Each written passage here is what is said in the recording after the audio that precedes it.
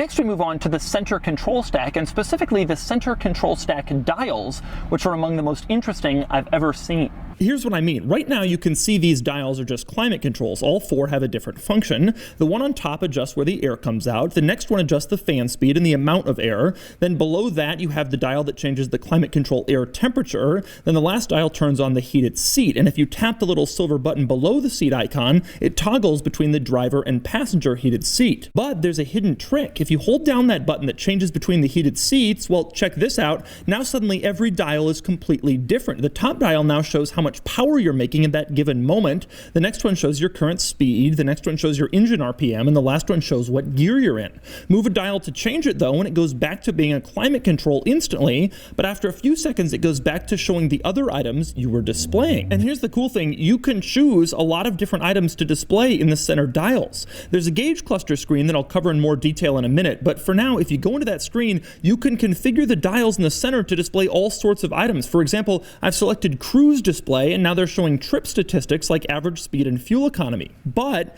if you want to turn them back, just hold down that button on the bottom and they go right back to being climate controls again. Next up in that same area, another interesting item in this car is the gear lever, which operates in sort of an unusual function. Right now it's in park. If I pull it down, that puts it in drive. If I move it over to the left, that puts it in neutral. And if I move it over into neutral and then push it down, that puts it into reverse. Then the gear lever sort of goes back to the middle position. Interestingly, at any moment, you can just press the top of it and then you're automatically in park. Two other interesting items in the gear lever. One is that the top button, which says press to park, for some reason they've chosen a lowercase p for press and an uppercase P for park. I'm not really sure why, but it's one of the mysteries of the Chiron. The other interesting thing about the gear lever is it just falls so perfectly into your hand.